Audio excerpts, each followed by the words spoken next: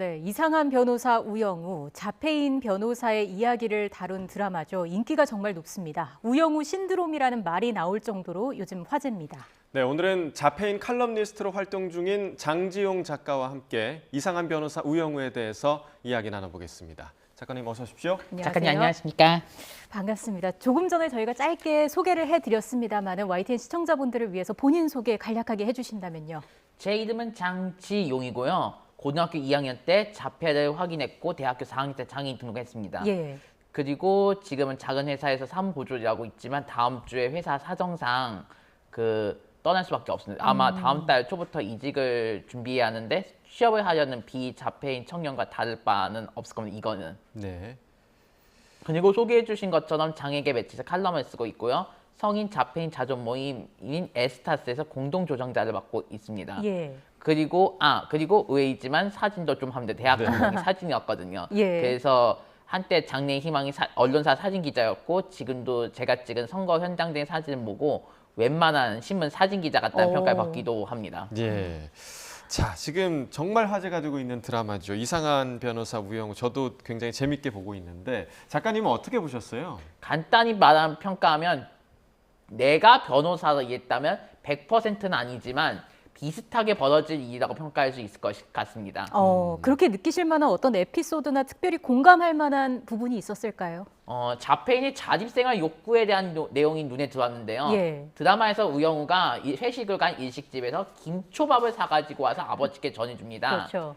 비슷하게 저도 지금 집에서 음식 배달 주문하고 결제까지 하고 있고요. 예. 심지어 인터넷 생필품을 주문하기도 합니다. 한 달에 한 번 어머니와 누나에게 무엇을 사줄지 물어보는데 어제 어머니께서 설거지용 수세미 반드시 사야 한다 말씀하셔서 주문 넣었습니다. 네. 설거지용 수세미 배달이 잘 와야 될 텐데요. 자, 기존에 그 자폐인이 등장하는 드라마 영화가 있었습니다. 이 드라마 영화들과 비교해 보면 우영우 어떤 점이 좀 남다를까요? 기존의 자폐를 다룬 작품들은 서번트 증후군의 틀에 갇혀 있거나 아니면 전혀 능력 없는 이미지, 둘 중 하나의 양극단 이미지만 보여주고 있는데 우영우는 그렇지 않습니다. 변호사가 되었지만 회전부도 어려워하고 또 감각에 민감한 우영우의 모습을 통해 자폐인의 능력을 발휘할 수 있다는 것을 보여주고 있고요. 예. 그럼에도 불구하고 사회에 나와 많은 어려움을 겪어야 하는 현실을 잘 묘사해주고 있는 것 같습니다. 앞서 말씀해주신 공동 조정자를 맡고 있는 에스타스에서 그 드라마 크랭크인 당시 촬영을 시작했을 당시에 성명을 냈습니다. 어떤 점을 우려하셨던 건가요? 예, 성명을 낸 건 사실이고요. 작년 말에 발표했고요. 예. 초기에 공개된 드라마 시나리오에서는 자폐증과 아스퍼거 증후군이라는 단어를 사용했습니다. 자폐증은 차별적인 단어이고요. 아스퍼거 증후군은 자폐성 장애 현실적 문제를 반영하지 못해서 그런 부분을 지적했습니다. 네, 그러니까 자폐증보다는 자폐인 그리고 자폐 스펙트럼이라는 단어를 저희가 좀 사용을 해야겠고요. 예. 네, 자폐 스펙트럼 또는 자폐성 장애라는 것이 자폐증을 대체하는 용어고요. 자폐증 환자가 아닌 자폐 스펙트럼 당사자 또는 자폐인, 자폐성 장애 당사자 이런 표현 사용해야 합니다. 네, 저희가 좀 올바른 용어를 사용을 해야겠습니다. 자, 그 드라마에서 캐릭터나 주변 환경이 실제 자폐인이 맞닥뜨리는 현실과는 다소 좀 동떨어져 있다던가, 자, 이런 내용이 자칫 좀 자폐인에 대한 편견을 강화할 수 있다 이런 우려도 있는데 네, 여기에 있습니다. 대해서는 좀 어떻게 보세요? 네, 자폐인 맞닥뜨리는 현실과 동떨어져 있다는 것은 좀 아닌 듯합니다. 자폐인이 겪는 어려운 부분들 잘 묘사되고 있고요. 우리나라에 단 한 명뿐이지만 자폐인이자 박사학위를 가지고 있는 분이 있습니다. 예. 해외는 엄청 많고요. 특히 미국에는 헤일리 모스라는 여성 자폐인 변호사도 있습니다. 드라마 속 우영우와 같은 경우죠. 우리나라에도 자폐인 변호사가 현실이 아닌 것으로 보여도 해외에서는 현실인 겁니다. 드라마가 아닌 이야기도 조금 해보겠습니다. 작가님께서는 그러면은 평소에 생활하실 때 좀 어려운 점이 있으실까요? 아침에 일어나서부터 밤에 잘 때까지 매우 많은 어려운 일을 경험하고 있다고 생각하시면 됩니다. 예. 최근에 회사에 이력서를 보냈는데 탈락을 하는 비극을 자주 맛보고 있습니다.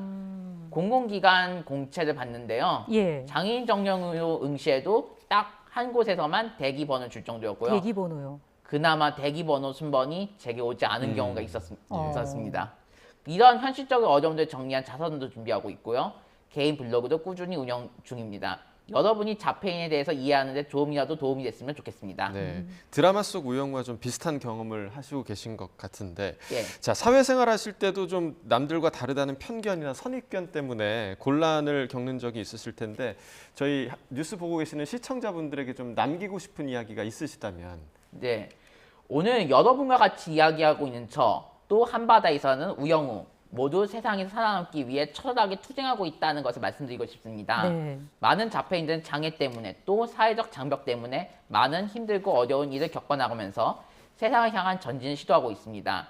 여러분이 생각하는 그 자폐인은 그 숫자가 적은 것입니다. 저만으로 자폐인 대표할 수도 없고 또 우영우 변호사도 자폐인 대표하지 않습니다.